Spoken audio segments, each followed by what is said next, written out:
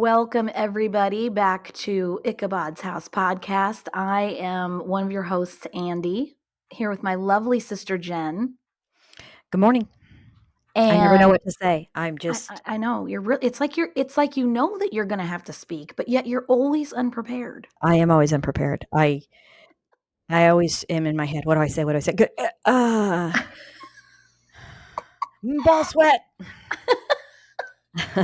Oh, there you have it. That's what goes on in her head. Just ball sweat, and coffee at 8 o'clock in the morning.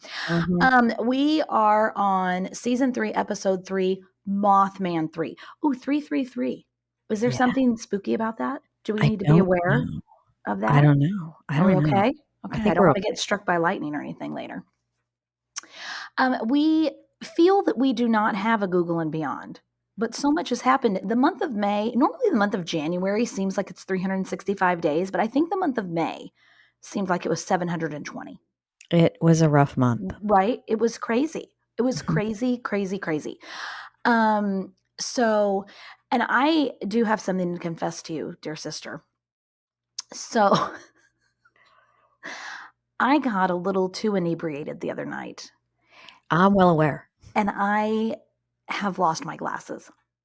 Like they're gone. Like they were on my face when I left the place that I got inebriated at, and I got home with them because my daughter drove me. Thank God she can drive. But I have no fucking clue where my glasses are. So I have my contacts in, but the problem with my contacts is I have one that's for farsighted and one that's for nearsighted. So my eyes are all wonky right now. And so anyway, I'm not sure. So if I say something wrong, just go ahead and jump on in and correct me. Just jump on in there and correct whatever it is that I'm saying. Oh, it will be my pleasure. Because I have no fucking clue what's going on right now. Call me correct all. You are a little pink. Okay. I am. So, Ichabod's nose. I need to go first because if I don't, I'll forget, and this is just too good. This is not a television show, and it's not a radio show, and it's not a movie, and it's not a product. It is actually an article that I saw the other day on my newsfeed, and you just have to search it up. I don't even have. I should search it up. A news article came over that said this woman claimed that Sasquatch has fathered her baby. So basically, she went on a girls' trip camping in the woods and came back pregnant and has told her husband that in the middle of the night, Sasquatch came into her tent, violated her, I'm assuming repeatedly, and left. And she is now pregnant because her husband is sterile. And so, anyway, he says that he believes her. They've been married for, I don't know how long, 13 years or something, and she would never lie to him. So, some experts have weighed in and said that cross-species fertilization is highly unlikely. But her husband is going against all logic and science and believing her that Sasquatch has fathered her baby. So anyway, you need to Google it or something. Can you put the link in the show notes? Yes, I will find it and put the link in the show notes because I couldn't believe that there was actually an article on it, and there's a picture of the couple there too. I couldn't believe that this was actually a serious article. And I can't even remember. I think I was I'm sure I got distracted then by the kids because I can't even remember what newspaper it was, if it was local or if it was, a national paper. I can't even remember. But yes, I will find it and post it in the show notes because holy crap, it's hysterical. Or it's a miracle. It's either hysterical or a miracle. Who am I to judge? She could have absolutely been violated by. I wonder if they asked the test questions because Test questions would be, had you or were you about to have a bowel movement? And another one would be, did he fondle your breasts a lot? Because we know that at least the Fouke monster, the Arkansas variety of Sasquatch, is a boob guy Definitely a and boob guy. loves the smell of poo. Yes. So, these are things that, I mean, did he do butt stuff with her? Because that would Right. be, I don't know. And here's my thing, and this is probably a really weird thing to think about. And I'm probably going too deep for our listeners. Maybe not. I don't know. Maybe they're all weird like we are. But I'm thinking that human men get some hair. My husband has a hairy chest, hairy back, hairy butt, all that, but he's not Sasquatch hairy, right? Mhm. Um, but there's parts of him, thankfully, that are not covered in hair. Because if they were, I would not want them on or in me. Does that make sense without Mhm. being too, Mhm. you know? So I'm wondering, is Sasquatch covered? He's covered everywhere in hair, but are those parts also covered in hair? Well, Because probably, but think about a dog with the red rocket. That thing shoots right out. oh, it shoots right on out of there. Yeah, I didn't think about that. Okay. All right. Mhm. Well, that makes sense. That wouldn't be covered in hair. All right. Well, interesting to ponder. Male parts of the Sasquatch. I mean, I'm just wondering if I'm going to get violated, I want it to be clean. I remember back when the $6 Million Man was on TV and Sasquatch would chase him. And I imagine he'd have a big old schlong and big Sasquatch balls hanging down there. He didn't. It'd be like Chewbacca. We didn't see any of that stuff. He's We basically didn't. walking around We didn't. naked. Yeah. And nothing. No Mm. parts. Nothing. And he'd sit in the control chairs in the Millennium Falcon, his bare ass. I mean, Bare ass, bare balls. His sweaty balls were touching the vinyl on the seat I know. or the pleather. Yeah. Yeah. Okay. All right. Interesting. Anyway, it's just something I pondered, and I'm sure our listeners have as well. Crazy. Or if they haven't, now they're not going to get that picture out of their head. All right. Do you have an Ichabod's nose pick? I watched the first couple of episodes of Three Pines on Amazon Prime, Oh, and that takes place in Canada, Montreal, and a small town close to there called Three Pines. And it's kind of a series with individual murder mysteries, but the underlying overarching mystery is the missing three. Indigenous women from the Oh, area. so is this So, like a documentary? no, it's a drama series. Oh, It'd be okay. like a police procedural kind of series. It's really Okay. well done.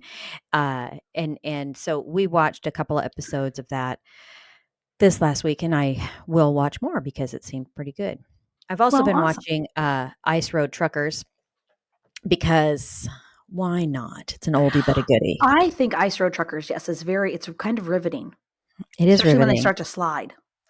That's very It's scary. yes. And my son just recently he's Nathan is up in Alaska for the summer and he's staying at Coldfoot, Alaska, which is on the Dalton Highway. He's going to work there for the summer and that's featured in season 3 of uh, Ice Road Truckers when they go from Fairbanks all the way up to where the Prudhoe Bay oil fields are. And so we wanted to see where he was going to be and they feature the truck stop in a couple episodes there, which is kind of cool. That is kind of cool. Very cool. Um, I had something and now it's gone. It's gone. All right. Well, we should probably get rolling. We probably should, but now it's going to bother me. We're talking about Ice Road Truckers. Oh, and Ted Lasso just ended, and there are hearts Yes. breaking all across the world because Ted Lasso ended. And I'm very sad that you have not watched this yet. And we have to figure out a way to get you to be able to watch it because it is freaking phenomenal. Phenomenal. Oh, And Jason Sudeikis, I love him. I could not love him more. I love him well, as Ted I'll have Lasso. I to don't know if I love him, as him, but as Ted Lasso, I love right. him. Go ahead. Sorry. I'll have to watch it. I haven't Yeah, had the it's opportunity.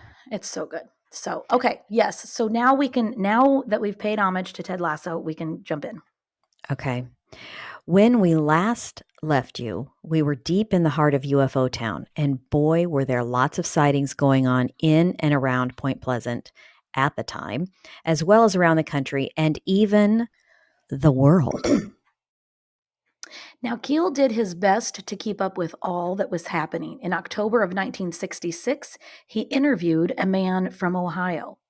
Leonard Elmore, age 72, was out for a walk at 4 a.m., as a lot of 70-year-olds do, because they're up, when he noticed a weird building in a place where he didn't recall there being a building before. And if you're wondering why he was out at 4 in the morning, it was because he couldn't sleep and Oh, was God. out getting some fresh air. See, I was right there. We're so linked. I was right there. We are so linked. It's crazy. Exactly. Anyway, when he got 2 blocks from home, he happened upon a strange L-shaped building that, for some reason, terrified him. Oh, okay. He approached it in order to get a better look, as one does with things that terrify you. Right. For real. But as he got up close, he was overcome with fear. So naturally, sorry, I'm adjusting my seat here again. So naturally, he turned and began to run away. But as he took that first step, he heard a voice say, "Don't run, don't run." So he just walked away really fast. What the hell? What the hell? Really? Okay. All right. I know. Okay. Well, the next day he returned via a really fast walk to the area to have a look, but the building was gone. Dun dun dun. Mhm. During the interview, Elmore took Keel to the field where seen the building, and Keel realized it was right beside an elementary school. Apparently, lots of UFO sightings occur around schools, except, of course, those that occur in random fields, over farms, in the TNT area, in the oceans, and millions of other places. But lots also occur near schools. It's like this guy who covers an entire van with tinfoil, fills it with puppies and candy, and then drives to the school and dresses like an astronaut. Get in my UFO. I'll take you to outer space. You're in for the ride of your Oh life. my God. I have puppies over here And candy. and Okay. candy. Weird shit was happening. That would be weird. That'd be I don't know if kidnappers really, or aliens rather, either one, put in that much effort. It seems to me if you wanted to kidnap a bunch of kids right out in the open near an elementary school, you're gonna have to really want it. You're gonna have to put in the time, effort, energy. You're gonna have to come up with a plan. Agreed. And, so I don't know, maybe some people will get some tips from listening to this podcast. We'll have to see. Agreed. Okay. So, weird shit was happening. UFOs were rampant. Men in black showed up at people's houses to sell magazines, and people like Woody Derenberger, were traveling to distant planets and back in a matter of hours, I aka know. Lanulos. Lanulos. And to make matters weirder, John Keel felt as if he was being watched. Or He'd watch. show up at a or watch. Let me just start that over. Sorry, folks, it's been a while. And to make matters weirder, John Keel felt as if he was being watched. He'd show up at a farm or a house in a small town, and no sooner would he sit down to interview the witness when the phone would ring. Happens every damn time. Huh, yep. Mine is the opposite at my house. When I sit down to be on the phone, then people start needing me, Mhm. which is the story of every mother's life, right? Preach, sister. When answered, nothing but loud beeps, sort of like Morse code, were heard. No sooner would the phone be hung up than it would ring again and again and again. I would just keep it off the hook, and it would keep ringing until Keel left. I think I would just unplug it or something. So here's my thing. All right, Keel's writing this from his point of view. Right. How do we know the phone stopped ringing when he left? Because he's like, well, I don't know. I just didn't hear it anymore. Got in my car and drove away. It seemed to. Yeah. Does a tree make a sound when it falls in the forest? I don't know. We don't know. Does a room still exist when you leave it? Ooh, Mm-hmm. I know. Preach, right? Exactly. Well, okay. So the phone kept ringing until Keel left, and that's not all. One day, while Keel was traveling around an area north of Gallipolis, Ohio, he decided for whatever reason to randomly stop at a farmhouse he was passing.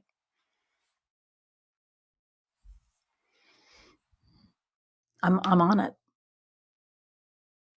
I lost it. Randomly stop at a farmhouse he was passing. He's stopping at a farmhouse. He's parking the car. He's adjusting the Oh, mirrors. he began to. I'm sorry. I could. My eye was. Listen. I'm having some issues. Okay. Oh shit! Shoot! Now I lost it again. Okay. He began to introduce himself to the man who answered the door with a shotgun. Okay. But the man wouldn't let him finish explaining who he was and what he wanted. The man said this. I know who you are. We don't want anything to do with you. Get out of here. And the dad from Sanford and Son showed up.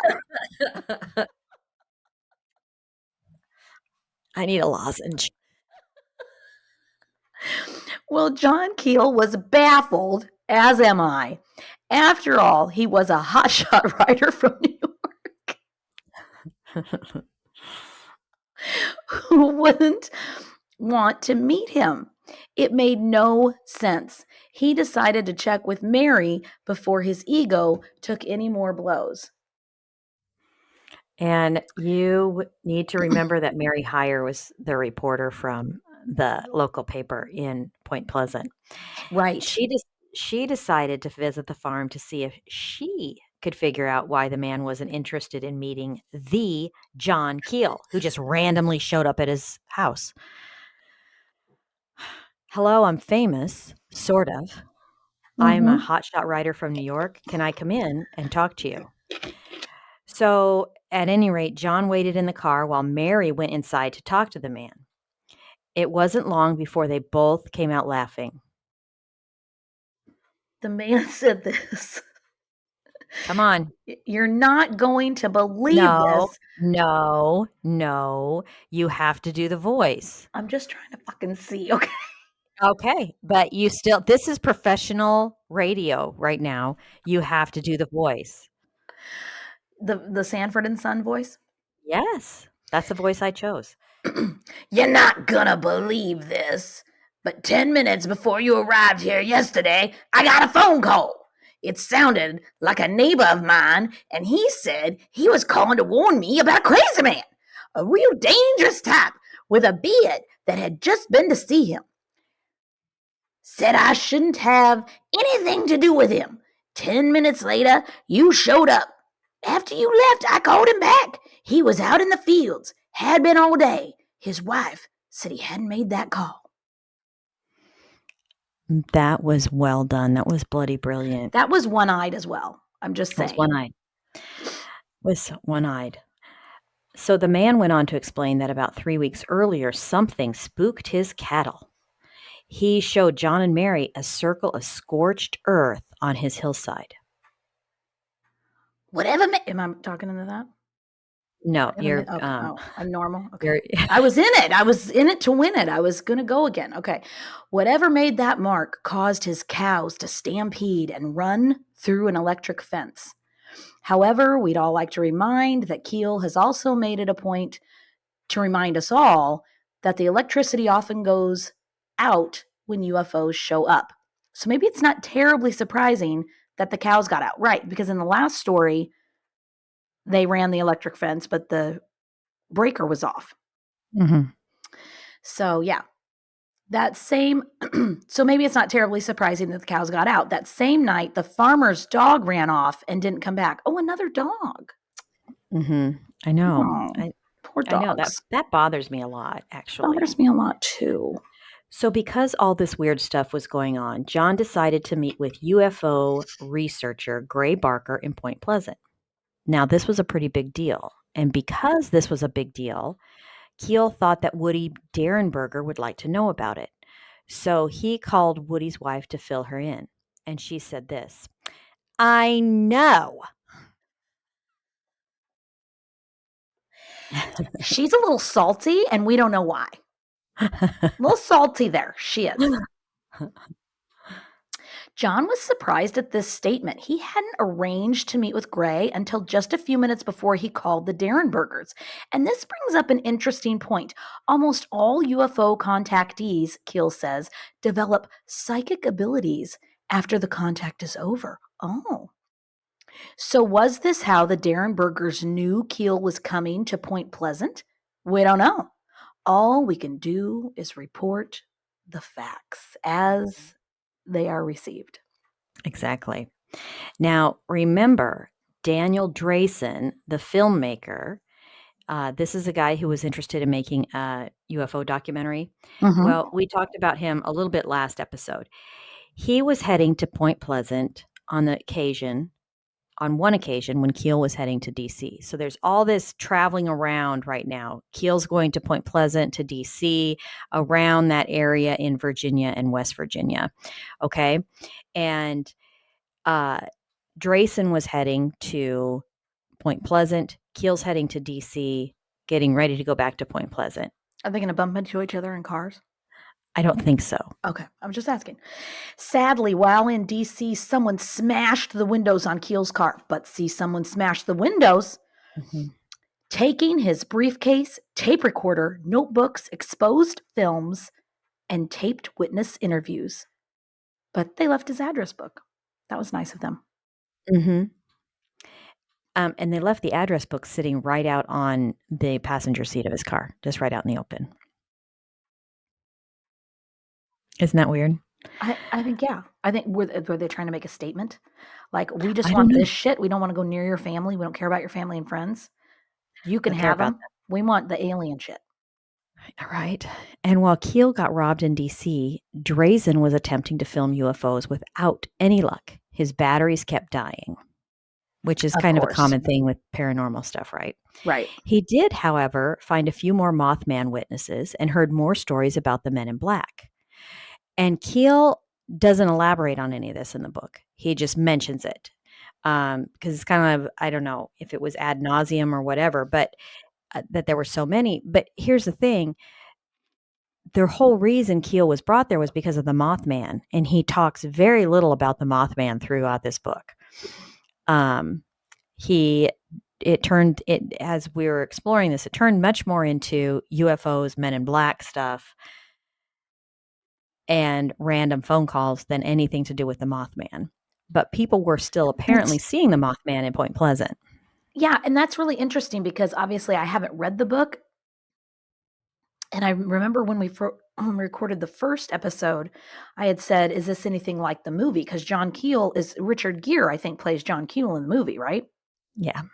And that movie is all about the Mothman. I don't remember it being about aliens or anything to do with aliens. I'm going to have to rewatch that. Mm-hmm. I remember I went to see that movie in Sioux City, Iowa with my first husband, and we were so scared on the way home that something was going to come and swoop. I mean, this is a farm guy, right? This is a dude who, can scoop manure when he's hungover. I mean, he's a tough guy.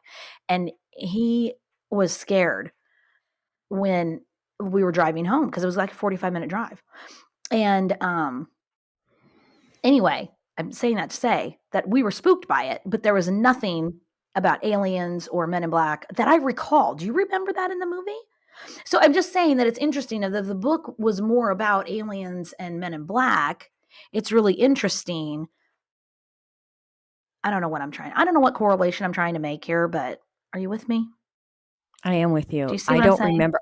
I'd have to watch the movie again. I remember I had read the book in the early 90s, watched the movie when it came out, and I remember thinking, this doesn't have anything to do with the book. Nothing at Well, all then it to would do make with it. sense because the movie was all about the Mothman. And if you're saying that it's all about you, the book's all about UFOs and Men in Black, then that absolutely tracks. Well, even the It's whole weird. Deborah Messing was in it, and she was his wife who gets killed or whatever. None of that happens in the. I mean, there's nothing like that happened in the book. So, I mean, it's a Hollywood took it and made something Took a lot entirely of different. liberties. Not even the same thing. So, Yeah. Yeah. It's very interesting. Very, very interesting. yeah, for real. But now I think we need to take a second to legit or bullshit what's going on. But I've lost my script, so hold on. I can't see. I had to take a drink of Coke. There's things happening here, Jen. Okay. Yeah. Professional podcasters, ladies and gentlemen. Okay, so let's legit or bullshit here for a minute. What do we think about contactees with psychic abilities? And what do we think about the farmer not wanting to meet Keel? Psychic abilities, sure, why not? You can be born with them. Here's my issue with that. John Keel just says things in a blanket statement. In a book that's supposed to be objective and scientific or whatever, he will take many liberties. He'll take liberties and say, it's a widely believed whatever that people who have been contacted by UFOs suddenly become psychic. Well, I would like that to be backed up with a footnote and a reference in the back of the book. And obviously it's not. So I cannot comment at this time on whether that's legit or bullshit, because I find John Keel to be someone who is extremely egotistical when he writes. Well, Jen, And he's a hotshot writer from New York. he really is a hotshot writer. And I know that what he is saying is probably all gospel truth, but I also think John Keel might just a little bit write things that he believes or wants to be true as fact. And if they are indeed fact, he does a very poor job of justifying or supporting his comments in his work, at least in this book. I know he's written some other stuff, but there you go. I think that I think John Keel drops a lot of bullshit. I think that psychic abilities in someone who's been contacted by an alien, entirely possible. Okay, that's what I was going to say. Let's separate the two then. And you already did it because we're psychically linked, and there we go. Mm-hmm. Okay, now what about? I hate it when my phone closes. What about the farmer not wanting to meet Keel? Can you believe that? This farmer who has all of these things to take care of from sun up to fucking sundown and probably has bills to pay and he's worried how he's going to put food on the table and all of these things. And he doesn't want to meet this hotshot writer from New York? Yeah, I totally believe that. I think that if there's one thing that is a huge turn off to me, I'm guilty of it constantly. If someone, for example, walks into my clinic and says, I've had a sore throat for 45 minutes and I demand an antibiotic, immediately because it's impossible to need an antibiotic after just experiencing symptoms for 45 minutes. Correct. 95% of the time it's viral. I immediately shut down. And if John Keel swaggered up to my door and said, I'm John Keel, hotshot writer from New York, and I'd like to talk to you about any potential experiences you've had with aliens, I'll be like, get the fuck off of my porch. And that would have, do you know what I'm saying? So yes, and I would be scared because you're very intimidating. I am. I'd look right up 5 feet, 2 of me, right into his face, and I'd say, you get out of here, mister. You know what you'd do? You'd look at him and say, I'm gonna make you cry. I'm gonna make you cry. You're gonna be crying in 5 minutes, pal. 30 let's make that 30 seconds. What I'm saying is if someone comes to you and wants to meet you as an equal, let's Right, talk about for it. sure. But if someone treats you as, you are a paid person here, you're gonna give me what I want because I'm paying a Right. doctor's bill to see you, and that's the way you have to do whatever I say. Right. Then I'm gonna be like, "No, I'm not. Oh, no, I'm not." Yeah. And You if just somebody back it up, biatch. That's right. Here's your half of a Tylenol. Now fuck off. And if someone showed up at my door and said, "I know you're gonna wanna talk to me because I'm a I hotshot writer from New York. kudos for the confidence, but no, I if I guess what I'm saying is there's no humility or humbleness with John Keel. He shows up and says, "I'm here to ask you a few questions," or "I'm here to talk to you about this." And that kind of someone who wants to intimidate me into doing something, nothing makes me turn into a snapping turtle faster than that. I will bite your head off. She Same. will. You will. No, you won't. But you're very nice about it. You'll ignore for sure. You Yeah. might bite somebody's head off. You've never bitten my head off. No, I don't. I'm actually I am a nice person, I think. Well, you're very nice. Yes. But Well, even internally I feel that resistance. internally, you are tearing their head off. Internally, It's you're not a going clean cut either. no. Internally, I'm bare knuckle punching your jaw, and you're saying "ow" a lot. All right. Okay. So we've got that. Okay. So there we go. What do you think? I answered that. You didn't answer it. Oh, I don't think he wanted to meet him at all. I mean, I completely believe that. Like I said, Mhm. farmers have a shit ton to think about, and they're not going to sit there and, I mean, I don't know. I just feel like I feel like that's Y silly. Do you think a neighbor really called and warned that guy about Keel? Or do you think he's just like, "I don't wanna fucking talk to you. Go away." Well, first of all, it depends on what time of day. Because again, if you're talking about a farmer, when are they ever home? When are they ever at home to answer their damn phone? They are busy from sun up to sun fucking down. You know what I'm Yeah, they are. saying? They have so much going on that I don't that somebody very well could have had good intentions to warn them for Mhm. sure. But yeah, if they came to the door, I don't know. I I don't know. know. I think the whole thing is suspect. Alright. I agree. Alright, so now I've got 2 words for you. Panel trucks. Ooh, I know. okay. So the Ohio Valley was lousy with them around this time. Drivers in coveralls were seen all over the place, messing with power poles and telephone lines, which, as we know, nobody ever tends to power lines or telephone poles and where Lineman? drives What's panel that? trucks. What is that? You mean Is that someone might want to work on electricity or telephone wires?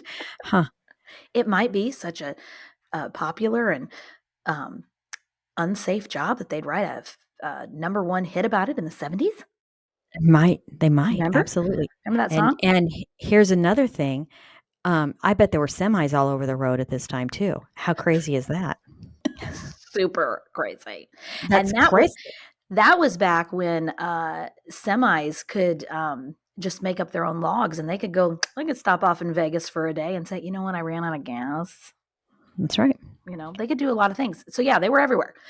Okay, the issue extended all the way is that a real name? Mhm. The issue extended all the way to Mount Misery, New York on Long Island. A woman there was visited by a group of men who claimed to be out fixing the lines in April of 1967. She said this. They had high cheekbones and very red faces, like a bad sunburn. They were very polite, but said my land belonged to their tribe and they were going to get it back. What frightened me was their feet. For real. They didn't have a car. They must have walked up that muddy hill over there, but their souls were spotlessly clean. Spotlessly fucking clean. There was no trace of mud or water where they walked into my house. Hand to God. Hand to God, They none of were that. so fucking clean you could eat off them if you They so was wish. they were so fucking clean. Beautiful. Fucking amazing. Beautiful feet. Beautiful red feet. Beautiful. Beautiful. Another resident reported that a female with pure white hair showed up to her house. The woman said she was from the local paper and she asked numerous personal questions. Oh, okay. The questions were weird enough that the witness called the paper to ask, "What the fuck?" only to be told No one of that description worked there. But wait, there's more. Local Mount Misery radio personality Jay Perro hosted a show on history of the area and weird phenomena. She reported about UFO sightings on air and naturally was inundated with calls. When she answered, voices told her to go to the mount. Is that the new strip bar down over on Saxon Street? She ignored these, of course, but reports continued to come in. Mount Misery, or the Mount as it was called, was a place where one could expose both flaccid.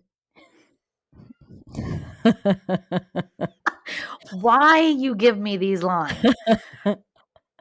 Both flaccid and erect wieners, or just some good old fashioned necking. In fact, necking couples there began to see all kinds of UFOs. Others reported a giant red-eyed monster covered with hair. But the strangest Mount Misery incident involved a young woman named Jane who was driving around the mount one night with her boyfriend Richard. Oh, and we know what the nickname for Richard is. Okay. There we All go. right, Jane. Dick and Jane. Oh God, it's God, Dick and Dick and Jane. Jane. Okay. As they drove, Dick began to feel very nauseated and sick. After a few minutes, he just passed out over the steering wheel. Oh. While they were driving or Mhm. parked, necking? Driving. While they were driving. Oh my goodness. Okay. Although this was scary, Jane did manage to get the car stopped and check on Richard, Dick. But before she could slap him back into consciousness, a giant beam of light descended from the sky right beside their car. In what seemed to be the next instant, they found themselves driving along a road at the base of the mountain with no idea how they got there. It was as if time had jumped. You know, that happens to me now, and I figured out that I'm ADHD, and time blindness is a real fucking thing. I used to think I'm probably getting, molested by aliens in this time frame, but I'm not. It's just that I have time blindness, which is a real thing. Well, there you go. Okay. A few days later, Jane answered her phone, and a mechanical voice said, "Listen carefully. I cannot hear you." Isn't that stupid? Listen, do you smell something?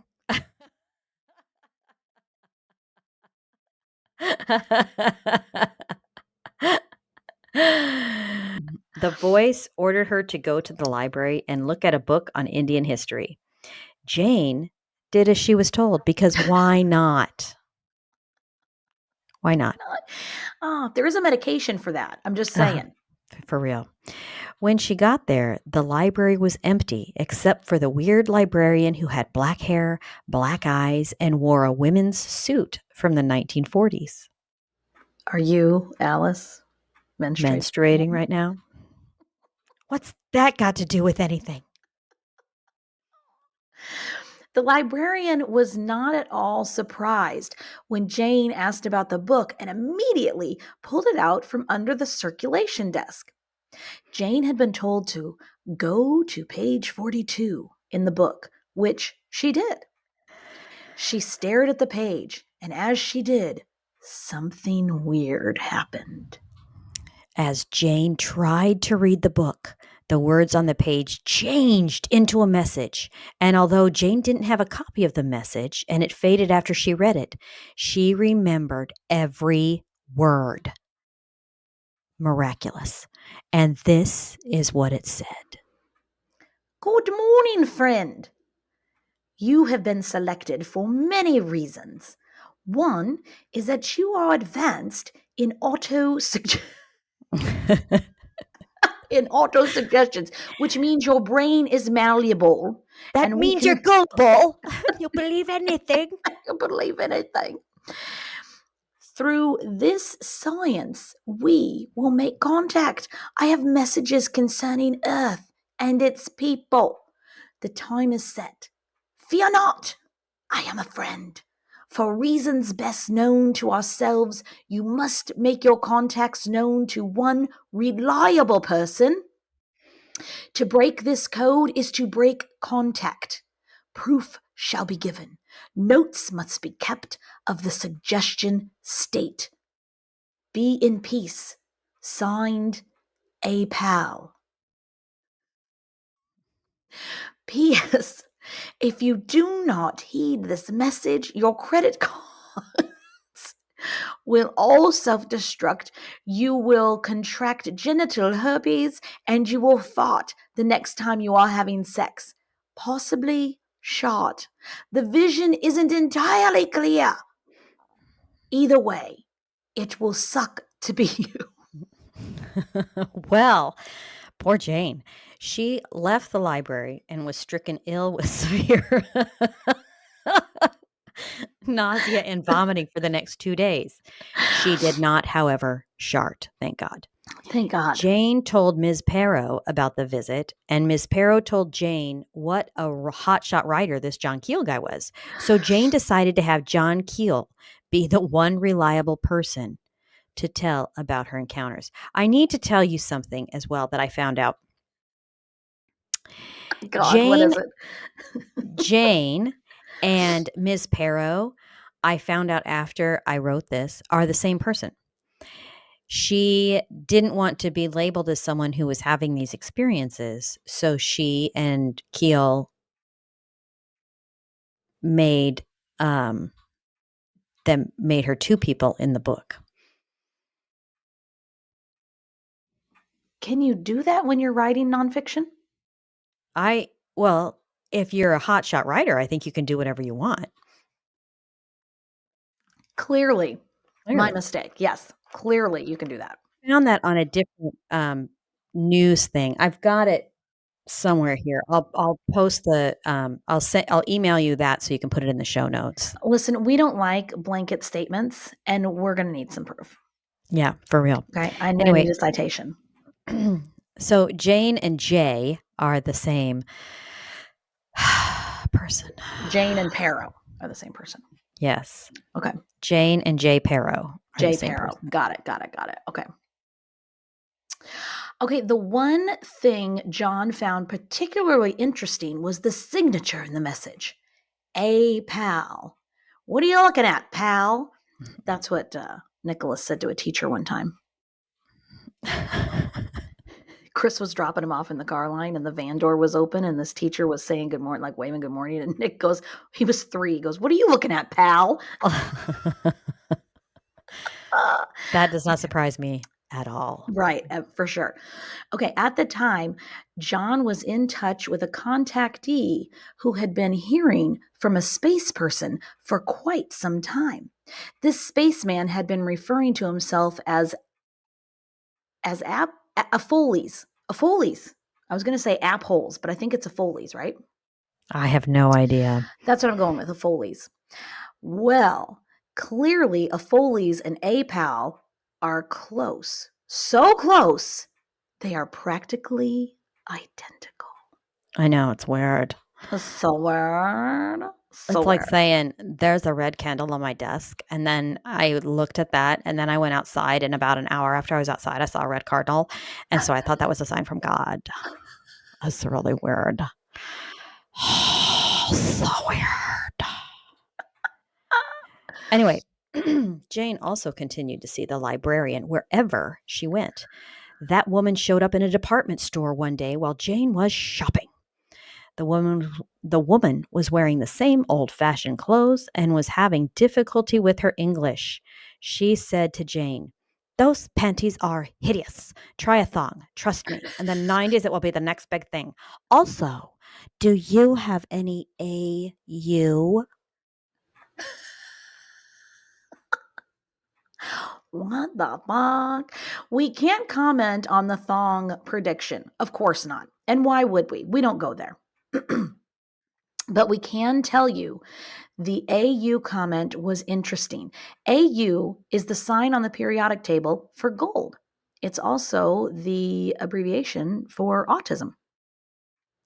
And as if her quest for gold wasn't weird enough, the librarian also stepped out of an alley one day and said to Jane, Peter is coming.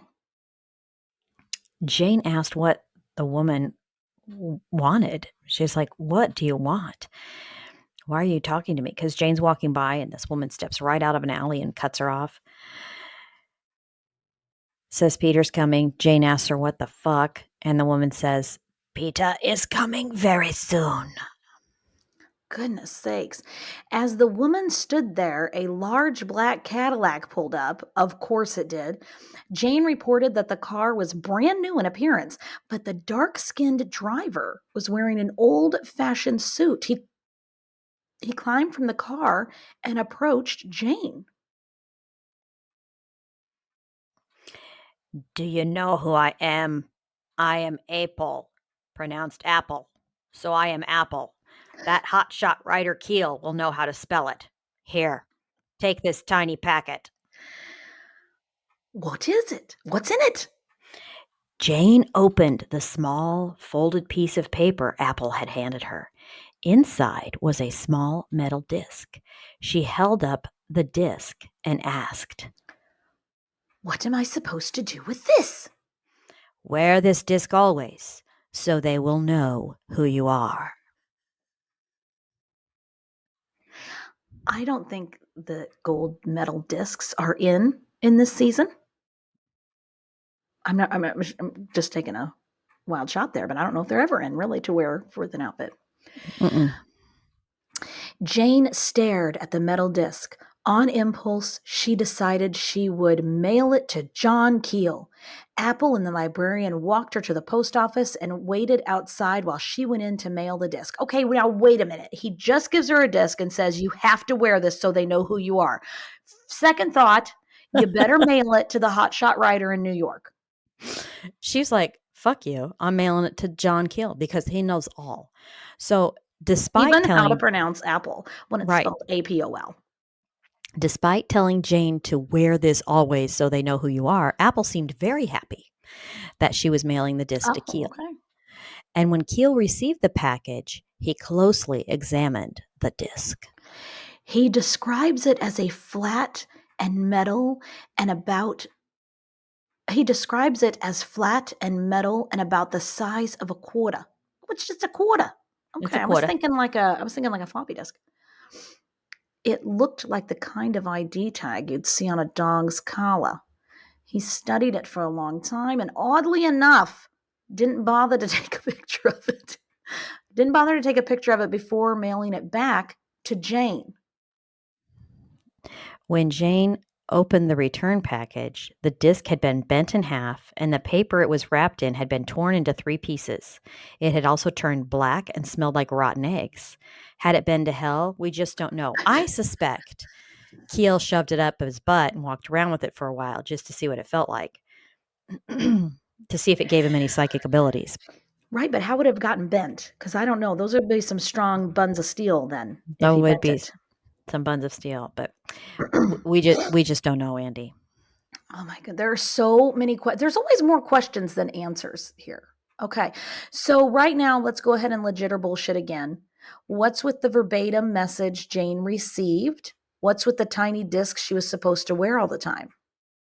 I don't, uh, yeah, I don't even know what to say about all that crap. It I sounds like don't crap. either. And you know It what? And does sound it like makes crap. me mad because I think that there really are legit encounters. I fully believe there are aliens. I fully believe there are people who have absolutely had encounters and, of whatever kind. Um, and I think that things like this, when when they just don't make any sense. They devalue those encounters, right? Those real encounters. Hmm. I have, I've been to Point Pleasant and I've been to the little Mothman Museum there, which is really cool. And there are a lot of signed affidavits on display from people who have, their witness testimony in that.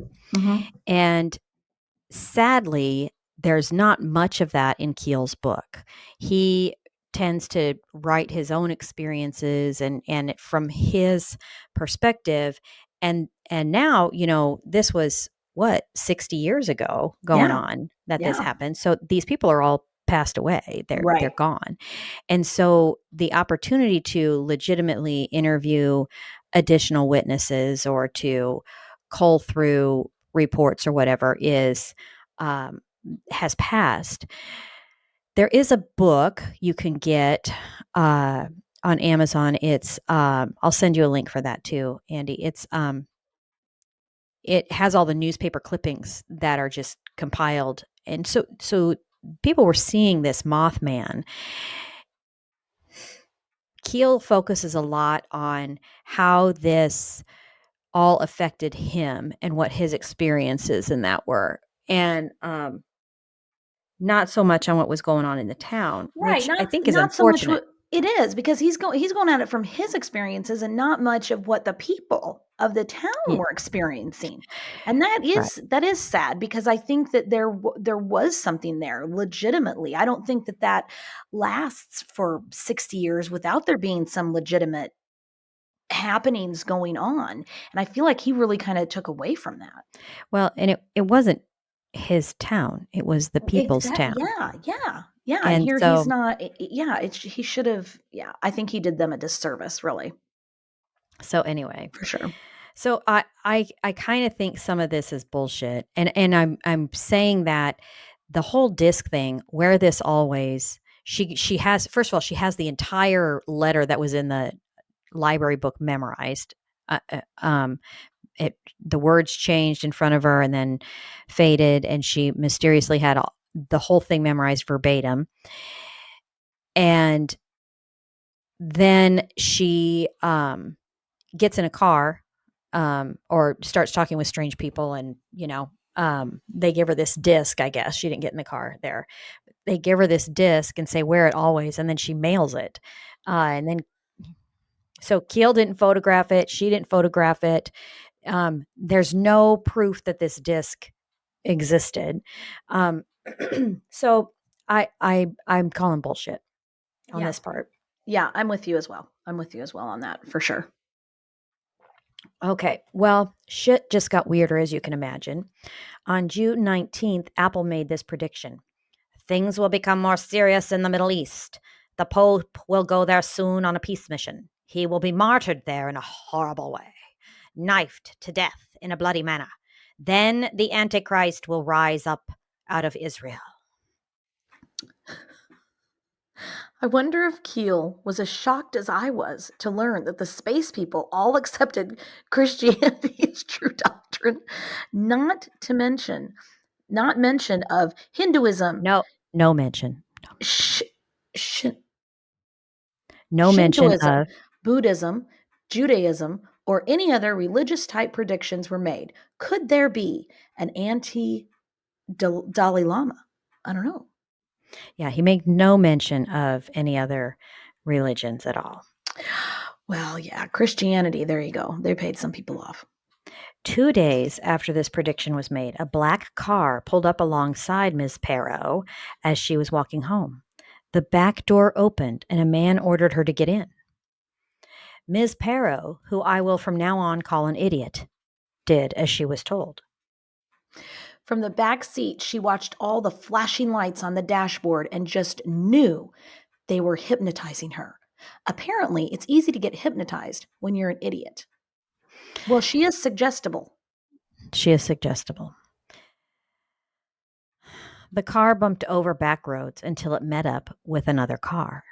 A man carrying a doctor's bag stood, outlined, silhouetted, if you will, in the headlights. This guy climbed into the back seat too and waved something like smelling salts under Jane's nose. When that happened, he felt her willpower completely drain away and sat completely still while the men in the car asked her all sorts of questions. When they were finished with her, they dropped her off at the same spot where the car picked her up. Okay. All right, now, before we legit or bullshit this, because I know we're all dying to, like, what the fuck, Jane, we need to tell you about another interesting hypnosis case. This happened to one of President Nixon's maids, in October of 1971, and we're going to read you the actual article published in the Washington Post. Here's a copy of it. Okay. Got it? Okay. Miami, October 22nd.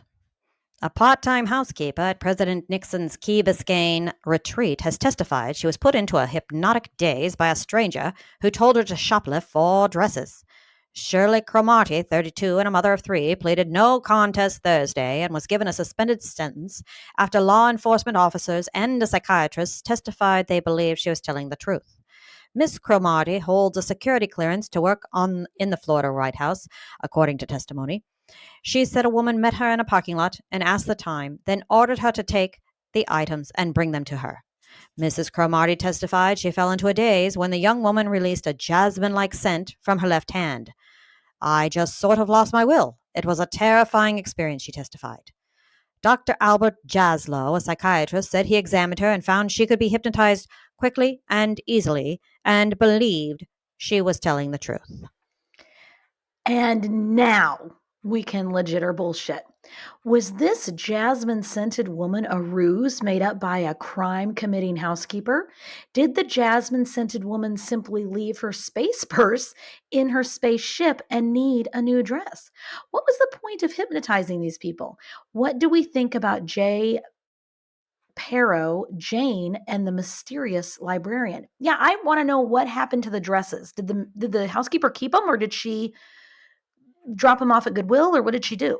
Well, I don't know. Nothing, because she got caught in the store, Oh, right? okay, okay, She okay. got caught. And so no mentions made of where this woman was who or who hypnotized her. I don't think they really had security cameras back then. Right, right. Um, so they she was met in the parking lot and advised or ordered to um shoplift. I just what an excuse. I wonder if I could go into Target and get a bunch of new pillows for my patio furniture and say, I just met someone in the parking lot who sprayed me with something and I stole these. So can I keep them? I don't know. Because I was told to, and there could be universal repercussions if I don't take them That's home and right. put them on my patio. I need these dresses. I don't know. I'm saying bullshit. Yeah, I mean, agreed, agreed. And I wonder if she had a record of doing it before, or if this was her first time. And you can't go out if you're the president's housekeeper. Like, people are going to know who you are. I have no I mean, the idea. paparazzi would absolutely know who you are. I would That's think. just silly.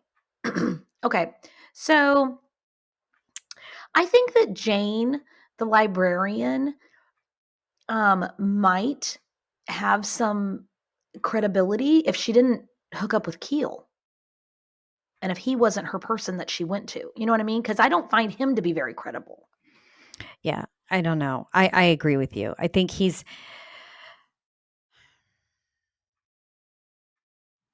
shifty in this, Yeah, yeah, I'm bothered that I read that Jay Perro and um, Jane right. they're the same Same person. person. Right. Yeah, Yeah. I'm bothered by that. Agreed. Agreed. That's very shifty, and then if you don't want to be identified, then you just say it's an anonymous source, right? Hmm. And that's totally acceptable to do.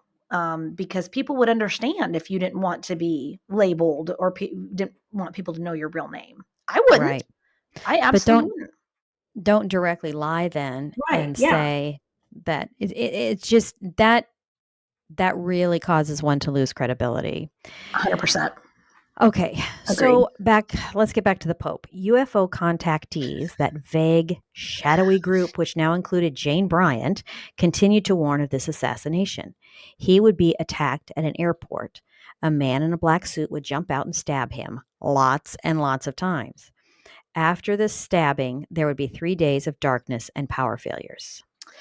On June 28th, the Vatican reported that a personal envoy was heading to Cairo to talk about assistance to refugees from the Vatican. But it wasn't the Pope who was going. It was the Monsignor Abrams Frecht That's fun to say. Fresca. Well, what could John Keel do but go to Mount Misery and hypnotize Jane?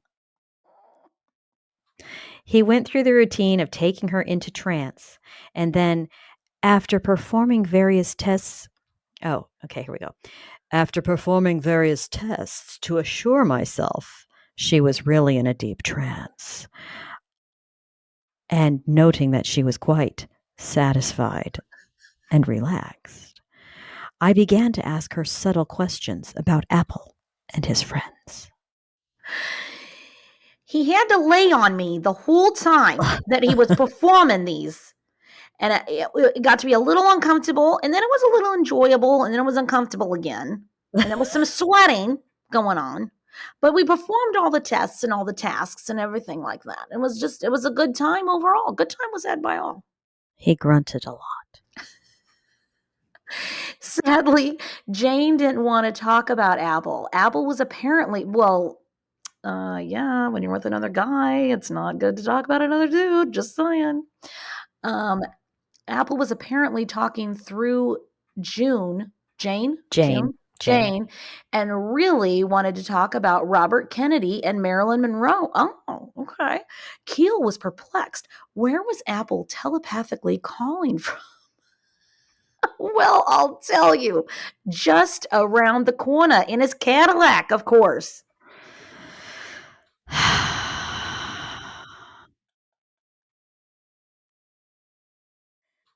At what point do you wonder, why did it not occur to them how stupid this all is? I don't know. Why couldn't Keel just ask Apple directly? Why did he have to telepathically call Jane from his Cadillac around the corner? Apple's in there going, ask him if he likes me. Jane, this is Apple. Ask Keel if he likes me. Ask him if he got the flowers I sent. Ask him. Did you ask him yet? Ask him. Does he prefer chocolates or just hard candies? How does he feel about white fudge? Oh, my goodness. All right. Well, the session didn't continue for long because Jane woke herself up. Keel, you need to work on the mesmerizing. If you're putting it to sleep, buddy, you're doing it all wrong. Keel insists this would have been impossible because in order for Jane to awaken, it would have required a suggestion for him. I swear she did not fake that orgasm. No woman has ever faked an orgasm for me. She was mesmerized to a point of bliss. Motherfucking bliss. She forgot a name for a while. I swear I had sexual relations with that woman. I swear I did. I swear I did. And she enjoyed every second of it. Even when she was asleep, she enjoyed it all.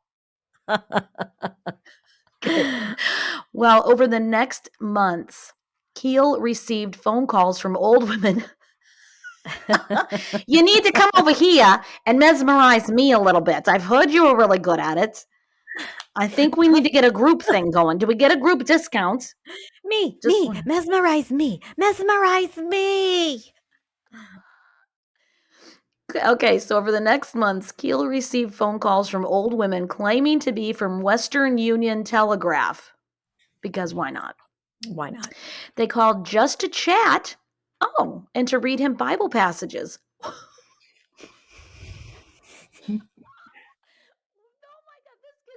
This gets so ridiculous.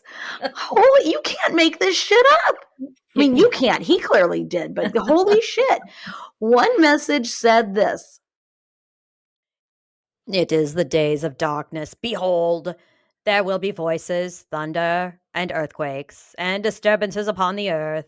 And at their cry all nations shall fight, and the sky shall be darkened except for the illuminating round of lights that will be the only sparks of life. And rain shall come at the end of the happening. John, do not trouble yourself over trivial matters such as strange calls. We're in greater danger than you can imagine. Not only is your world involved, but many others too. Well, that is disturbing news. Okay, well, July 27th came and went and no assassination attempt was made. So the Pope wasn't stabbed multiple times? Keep reading. Well, fantastic. However, the premonition did come to pass a few years later in 1971 at the Manila airport in the Philippines. A man jumped out of the crowd and attempted to attack the Pope, but was wrestled to the ground by his security detail. And although this sounds crazy and fascinating, let's keep in mind that this book was written well after the Mothman events in Point Pleasant and well after the assassination attempt on the Pope. So it's entirely possible that Keel is fabricating this to some extent. Goodness sakes.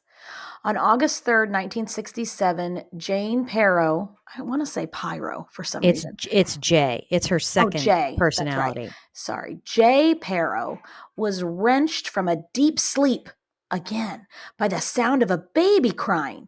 People all over the country were reporting weird phone calls with the sounds of beeps, clicks, the sounds of a tape recorder being rewound quickly, and other strange noises.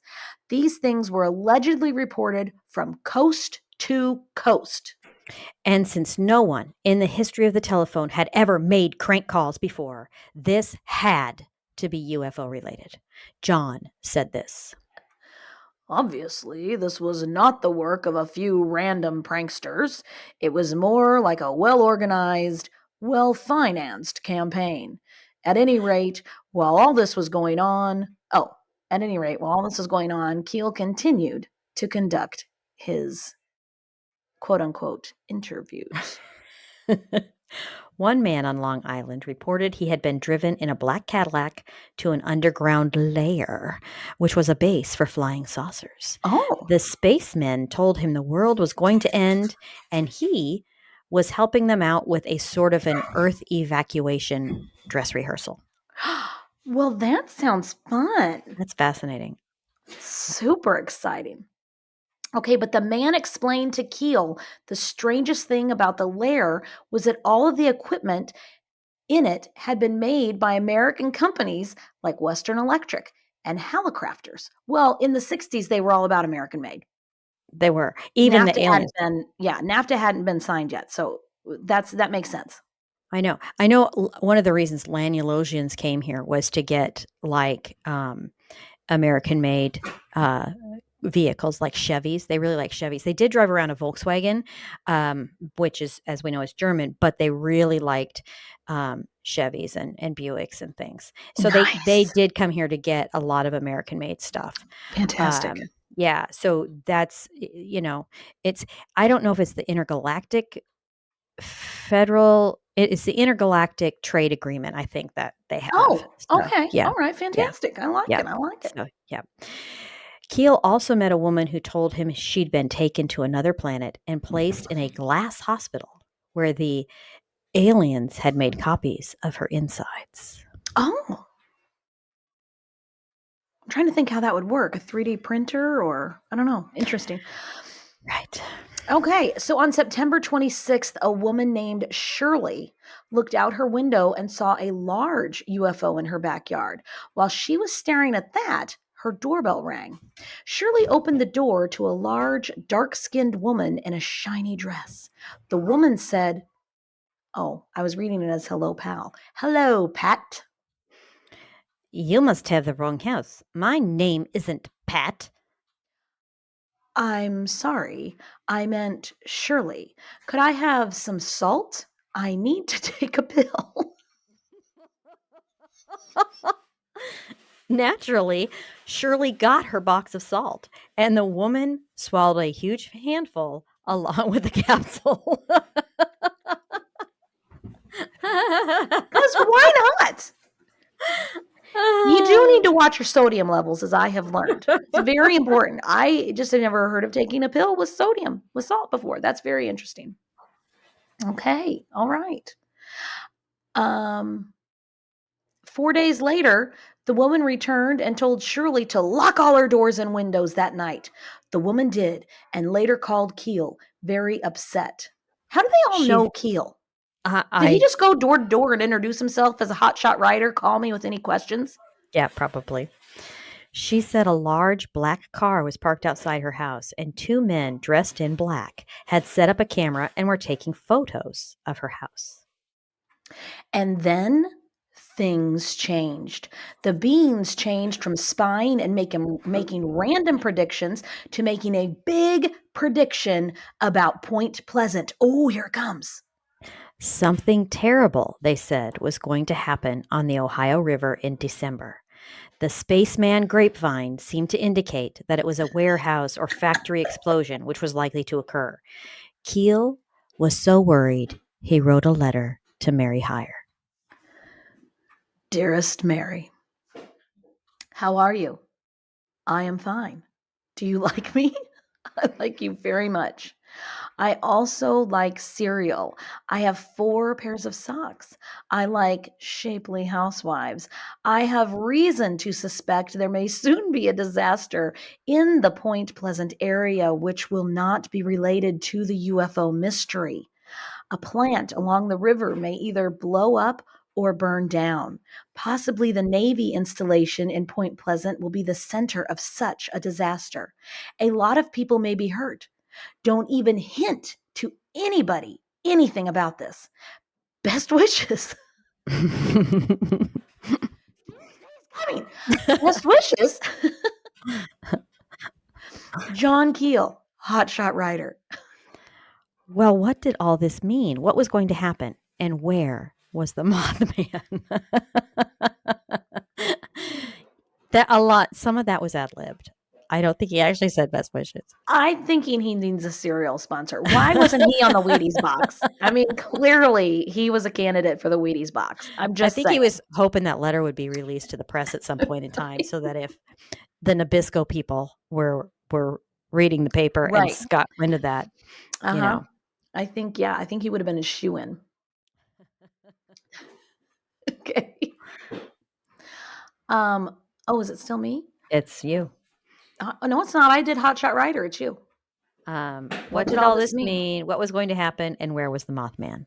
Keel continued to be harassed by the space entities. They seemed to indicate that all the power in the entire country would go out on December 15th, which was when President Johnson was scheduled to light the White House Christmas tree, an event that was to be televised. So we have to wonder, was there going to be an explosion or a power outage or the rise of the Antichrist? Because Keel's throwing a lot at us.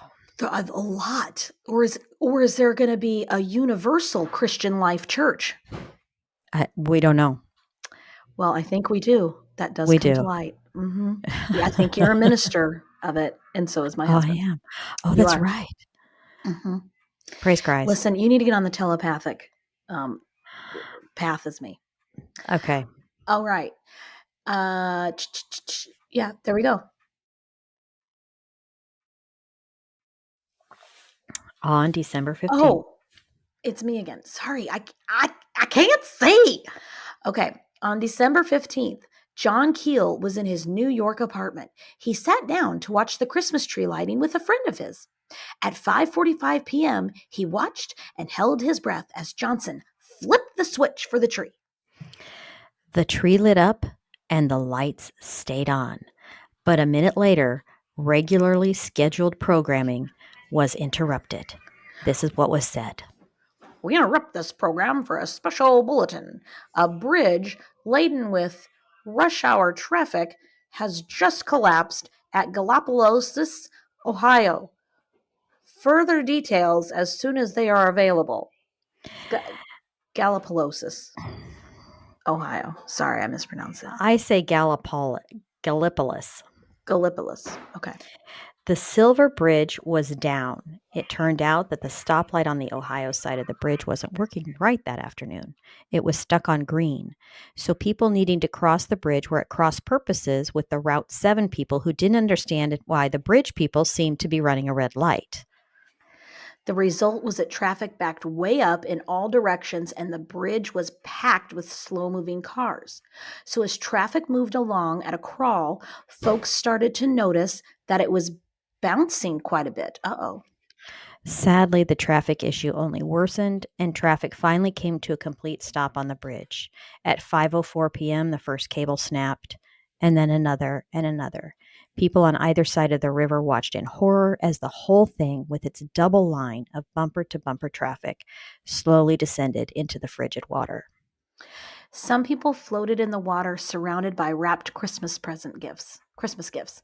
Others, shut up. Others sank, oh, trapped in cars and beneath the metal of the bridge. It took a month for divers to pull 38 bodies from the bottom of the river. Mary Heyer said she'd spoken to a woman just 2 days prior to the bridge collapse. She said this. She lives right by the bridge.